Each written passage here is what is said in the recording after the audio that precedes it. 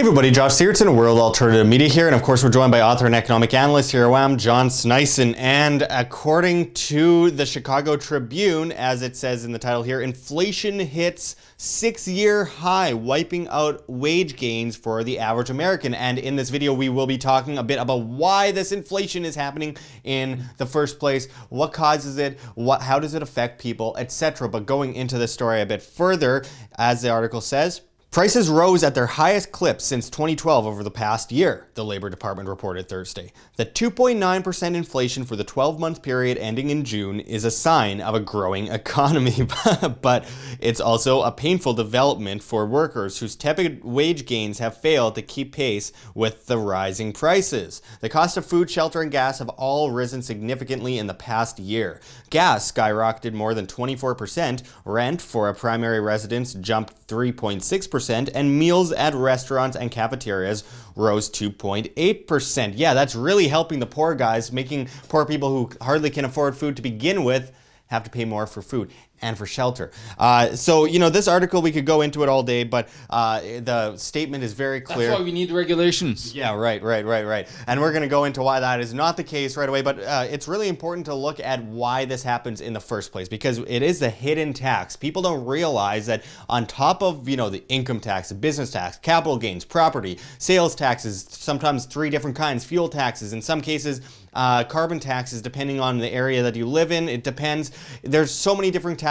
That's just the edge of, it barely scratches the surface. And then you have all these regulations that hold big businesses up and monopolize them because they can afford to deal with the regulations while the small businesses can't afford to deal with them, and they go under. Then employment goes down, then wages go down, then productivity and competition and cures for diseases and incentive to do good on the market goes down. And then at the same time we have the central planning nonsense, which has always reverted its currency to zero. Every single time, all fiat currency has eventually reverted to its true value of zero. Always has, always will, going back to 1024 AD in China. So they print currency out of thin air, quantitative easing, fractional reserve lending, and all this craziness. They just they devalue the currency insanely. We've seen this hundreds of times over the last century. It leads to hyperinflationary scenarios and complete economic crashes. And while the fundamentals are off the table due to the level of manipulation in the monetary system as well as in the markets, you can't put a date on it, but you know it's going to happen. It has to happen. It's inevitable. And with that said, when we're seeing them try and prop up interest rates at the Federal Reserve in order to keep the economy from completely shutting down, they had to drop it 5.5% in 2008 to 2012 in order to stop it from completely crashing to nothing. And they'll have to lower it a lot more this time, which will cause them to go negative, which will cause them to push into a cashless society, which we'll go into further later. But most importantly is the point about inflation and how it affects people, because people don't realize that one of the biggest taxes that they pay is the fact that their money, quote unquote, is always devaluing, and it's, you are basically paying, like most governments, paying off the interest on the debt. Well, wait a second. Doesn't that mean, like, if I were to, get a loan and I just paid off the interest on it, wouldn't that mean that I probably wasn't all that into paying off the debt? Exactly the point to be made here. John, can you go into this vast inflation that we are seeing? And it's a bit more than it appears, isn't it? Well, it is. And when you look at inflation, so I studied inflation for many years, and one of the interesting things that they do is something called deletion and substitution. And deletion and substitution is when they take out one part of the inflation index, so a product or whatever it is, and then replaces it with something else. So for example, they did back in the day, they took away meat and then they replaced it with spam. So, spam is not going to give you a very high inflation because it's not going to rapidly rise in value. So it was way better than meat that, would have risen 3-4 times compared to that. So that's one of the sneaky things that they've done over time. And a guy that you need to look up is one of the wisest guys in the world when it comes to the actual numbers that used to be in economics, which is Shadow Stats and John Williams. We're going to look at 2 of his charts of the United States inflation, but then based on today's current inflation measurement, and then 1990 measurements, and then 1980, and then see if there's a difference between the numbers that they come up with. Well, if you take a look at the numbers that was based in today, which is the official CPIU, you are at that 2.9%, Josh, which is, the 6-year high, but it's the same with the old SGS alternate from 1990s. It will still be at a 6-year high. But the problem is, if you calculate those numbers, suddenly you're up at 6% inflation. 6% inflation. So think about that, like how fast people are getting impacted. Well, if you take a look at the way they calculated in the 1980s, which, I would say was probably pretty accurate. It should have been. I don't know why, they do this. Well, it's because they want to manipulate down the numbers so it doesn't look as bad for the economy. Because if inflation was over 6%, it would be a pandemonium in the markets, literally. Well, if you look at the 1980 numbers, Josh, we are at just above 10% in inflation in the United States, and that should scare a lot of people. I want to quickly talk about how they manipulate and they put forward fake numbers to the populace, and the way they do it is, of course, one famous one just recently that the United States did was removing the M3. They said it took too much money to calculate it. It's like, how much money is going to take to calculate? You calculate M0, M1, M2, you can't calculate M3? Like, that's just stupid. That's just insane. Like, why can't you calculate like the M3 money supply? Well, of course, you don't want to do it because it would show you that you printed almost 3 times more money than you told the populace. So it's just ridiculous. All this manipulation and trying to hide, the real numbers out there. And who knows what, all the money that's been spent, all the hidden money that they've been talking about the Department of Defense and HUD. Recently, they found $21 trillion that was not accounted for. The quadrillion-dollar derivatives on a global scale. Oh yeah, and that too.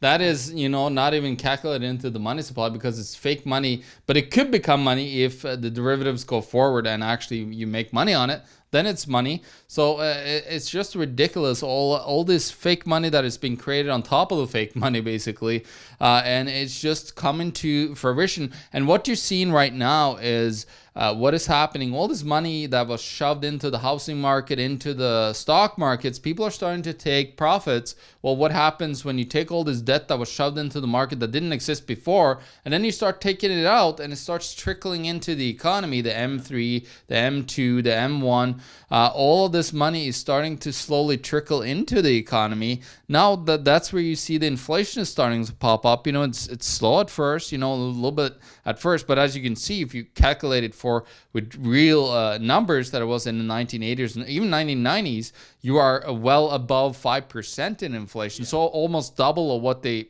say that it is. Yeah, and let's look at history as to how this will affect individuals. I mean, going back to the Weimar Republic in Germany, where we saw hyperinflation, and I'll show a few shots on the screen, wheelbarrows full of cash and using it as basically to start fires and wallpaper and all that kind of stuff, kites. And then you look at just recently, well, there's Zimbabwe, $100 trillion bills, and these people were starving and homeless, but they had $100 trillion because you just had zeros after a while, and it doesn't really make a difference. It's just paper, and it turns to nothing eventually. And we've seen similar stuff in Croatia. We've seen it in the former Yugoslav Republic. We've seen it in Venezuela currently. Well, yeah, we're seeing it repeat again actually right now in Argentina, slowly but painfully, as it's done a dozen times in the last century. But Venezuela is getting hit really hard, and let's look at what's happening in Venezuela right now. So you look at a store, and I had one guy ask me a few days ago, John, while I was in Miami, like, how does this affect grocery chains? How does this affect stores to go and buy food? And because most people are dependent on others to grow the food for them, because we've got a very dependent populace rather than the old days where the majority of people farmed and grew their own. Nowadays, the vast minority of people grow their own and provide for the market. So you have instead people going to these stores where there's almost nothing on the shelves.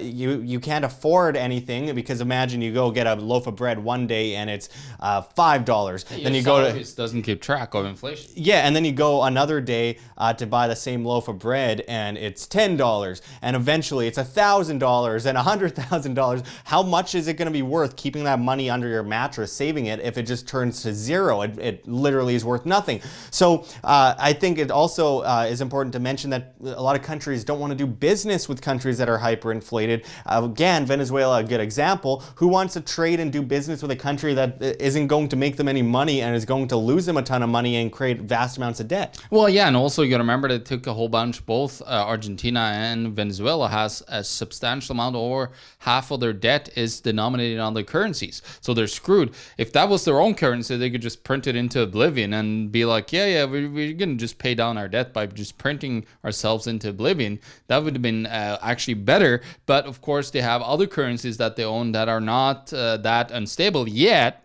That's the key question here.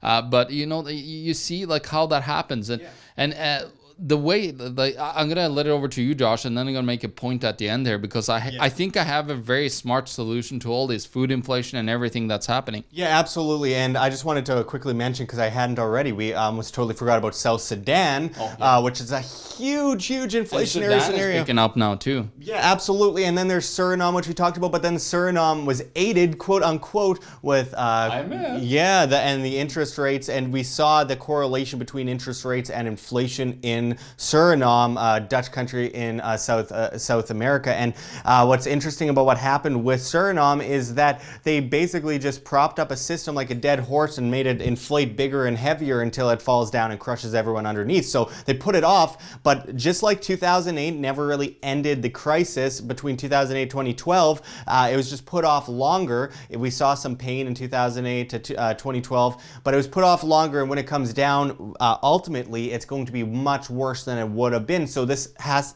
to crash. The system has to crash to be able to rebuild it from a competing currency, free market perspective that is voluntary among free individuals and self-sustainable individuals and financially responsible individuals, rather than depend on the central banking system and government and banks to prop it all up for you. But this is all going to end up coming down eventually. And while we're only seeing what they say 2.9%, then 6%, then 10% inflation, I mean, Venezuela, the official numbers are 40,000% inflation, but then when you actually look at the free market angle, Bitcoin, use 2.2 billion. Million, sorry. Yeah, 2.2 million% inflation, and that's absolutely insane. They're running out of toilet paper. They won't print people's passports, claiming that they're out of paper, and then they're blaming the United States for their own problems. Now, of course, the United States was involved in Venezuela negatively, and I'm not going to say that they didn't have an effect, but you know how they did it? They used socialism. They used centralization. They used central banking in order to commit what we've seen a million times throughout history, and vast oil dependency and vast amounts of debt and vast amounts of laws and subservience to this vast cartel that we call government. But I'll turn it over to you, John, and then I'm going to go into the future of this system, because as I mentioned at the beginning, there are plans in the playbooks, and it's not good, and there are ways that you can get around this. But first, John? I got some sneaky stuff that you can do. Now, if you actually take your own life into your own hands, you could actually become an entrepreneur and start printing your own money by creating value. It could be in ideas, it could be in your work and so on that you put forward. But if you become a farmer, for example, that is the true hedge against any inflation, because now you are sitting on top of the value chain. You have the commodity that everybody needs, and you will survive. You have no problem. And you look at this in all hyperinflations throughout history. The people that survived through these terrible times, like my friend from Croatia, his family had a farm. They suffered less because of that. They actually could sustain themselves. A lot of other people doesn't, because they don't have that stance, and they don't have that mind thoughts about the economy and what to do. They're dependent on the state, as you said, Josh. They are not self-sufficient human being and can run their own. They could run a surplus and have a massive business, and then be able to give all these people a product way better than the state would, because the state is trying to centrally plan, as in Venezuela with the distribution of goods and services. It's totally insane. Well, I mean, never mind though, John. Millennials can't even put down their phone for a second, or else they go insane. Can you imagine them trying to produce things for themselves and being self-sustainable? Of course, I'm generalizing, but they'd be wiping their butt with poison ivy. It would be crazy. Well, I don't give a You should take charge in your life, millennials. It's time to take action, stop being dependent, and start living like grown-up human beings. I don't care, how much you can't, tie your own shoes. Start to learn these things because it's so important for your survival in humanity. Of course, and we are victims of this, but you shouldn't look at yourself as a victim. The more that you consider yourself a victim, you become a victim of yourself. And for that reason, yes, you do play into every stereotype of a victimized person. And a victimized person should do everything in their power to view themselves as a successful person, capable of doing anything they want to do in their life and breaking free from this madness. But I do want to go into what we see coming at us, which is, and it's like a freight train, John, and that is a cashless society. So we see in the United States, they are propping up the interest rates. They're desperately trying to push interest rates up so they don't have to go negative, as I mentioned earlier, 5.5% in 2008. That was only the beginning of the show. They would have to go drop interest rates out a lot more to properly centralize this system in order to save it for a few more years, and it's not going to happen. They'll go negative. They can't possibly prop it up enough. They will go into negative interest rates, and when they go into negative interest rates, let's look at a country that we've talked about before, and John's rival being Norwegian, that is Sweden. And Sweden, of course, they went into negative interest rates, and they, I think 1% of all transactions are done in cash today. Everything else is centrally planned cashless, and it's incredibly dangerous because if your money's in the bank, it's not yours, it's the bank's, and if your money's always going through the banks via digital transactions, legal tender laws, it's never your money, it's always a bank's, and you are essentially enslaved to the banking system. There's no scarcity, application use, demand like in decentralized cryptocurrencies. Instead, you have vast amount of quantitative easing, the same old craziness, except for no runs on the banks. You are tracked everywhere. They can bail in the banks, and there's nothing you can do. And as far as insurance goes, in most places, it's like what, less than a percent, sometimes up to 3%. It's security there with your deposit because, of course, it's not your money. And in places like Europe, at the ECB, Mario Draghi said a couple months ago that he was hoping to get rid of depositor insurance. And just imagine that for a second. That would only work without a rebellion in a cashless society. If people lost every cent they had in a society with cash, there would be runs on the banks and it would get really ugly. But what could people do if it's all just invisible money and it's all just created out of thin air and in vast amounts, no cap on creation, it's completely centralized? That is what they're trying to push into the SDR at the IMF, this idea of a global cashless system to save all. But however, it's only going to save the establishment, and we will continue to be the sheep to the slaughter on the farm, eating the grass, pretending all is good because we got grass to eat, so we must be free, but we are surrounded by fence and they bring us off to the slaughter with a smile on our face and we think nothing of it because we're apathetic and we're fools and we are dependent. They are the banking system, the government, they're dependent on the dependence of the populace, you, and you have to break free from that. You have to be independent, and that's why I always bridge that gap because, of course, there's centralized cashless societies and then there's decentralized individualist free market competing currency systems like cryptocurrencies that have actual fundamental value. Most don't, but many do. And for that reason, it comes down to due diligence like it always has, always will. And then you have to look at gold and silver as other great forms of wealth insurance. The only time I think gold and silver has ever failed in a society in a crash was in Greece years ago when Greece put out a bunch of IOUs on gold after a crash. I was talking with a Greek guy the other day about this who had studied the history of Greece, and he was saying, well, gold and gold hasn't always worked prosperously. Well, yeah, but what was a system that was in place? Well, it was a centralized gold system following a crash created in Greece. Greece, historically known for not making good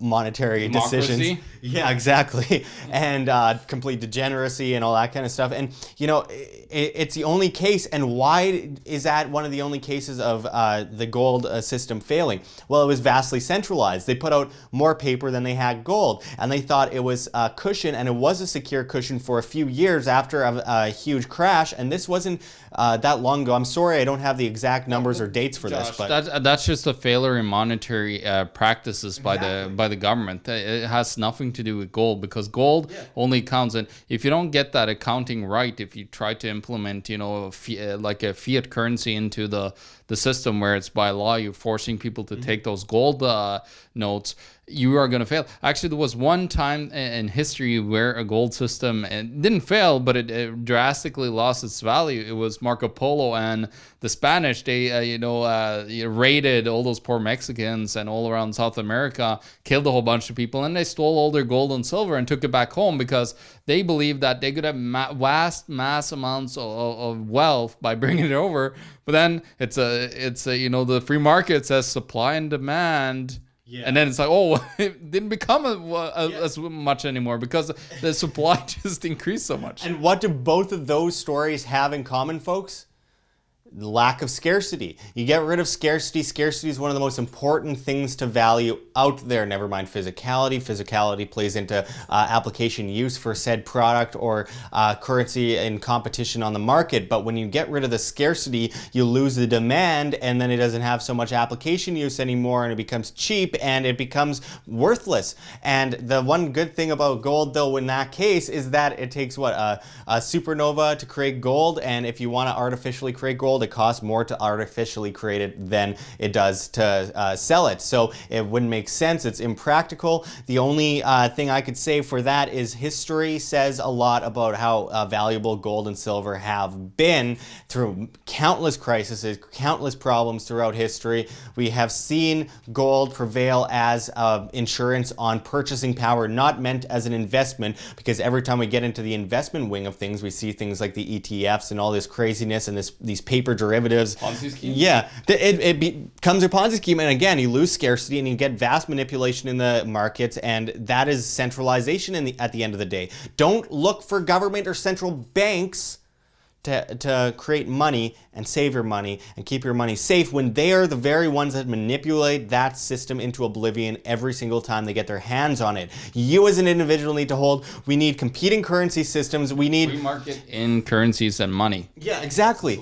You could trade goats. You could trade gold and silver. You could trade Bitcoin or EOS or Dash. You can trade, a doorknob if you want to, but it'll come down to or paper currency, not fiat, because fiat is by control, of course, of the government. But you can trade worthless things as well, as long as there's subjective value, as all value kind of goes back to that subjective value. But with that said, the free competing currency market will decide what's best. So it's not like you'll be running around, oh, this guy wants a goat and this guy wants gold and this guy wants a block of ice and this guy wants a cow. I have to go and do this for that. No, there will be conformity in the markets based on what is most in demand. So you won't have to worry about running around like a chicken with its head cut off. They will, for their own benefit, want to trade for that which is most accessible to them. And you will want to trade that which is most beneficial for you to trade. And it'll work both ways. That is the beauty of the free market, individual demand. So in the end, we have all these problems that we're facing down, and inflation is one of the root problems in society. They say money is the root of all evil. No, people are the root of all evil, and it's what they do with money that makes that creates the evil, that creates the problems, that creates us falling down that bottomless pit of debt, forcing us to ask for a ladder up from the government and the banking system, pushing us into perfect servitude. But we are also the answer to the problem, John. Well, I just got, this is the bottom line, Josh. Taxation is theft, people. And inflation is a tax.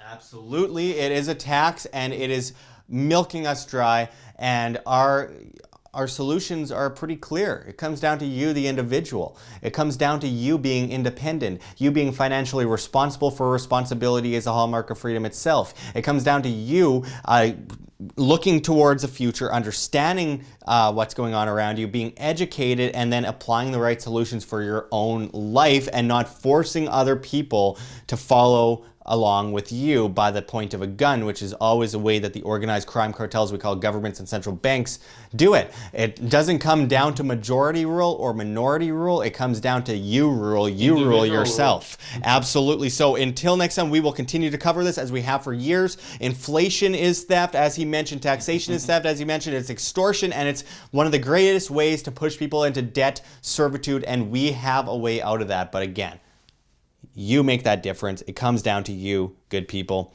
Thanks for going into this with us, John. And until next time, this is Josh Sigurdson and John Sneisen signing out from World Alternative Media. Find the truth, be the change. Like what you see here, OM? Don't forget to check the links below. GoFundMe, Patreon. We can't do it without you. Any donation is very much appreciated, especially as we are so overwhelmingly demonetized by YouTube as they bring in the ADL to flag all of our content as hate speech. Also check our Bitcoin address in the description as well as on the screen for you to scan if you please.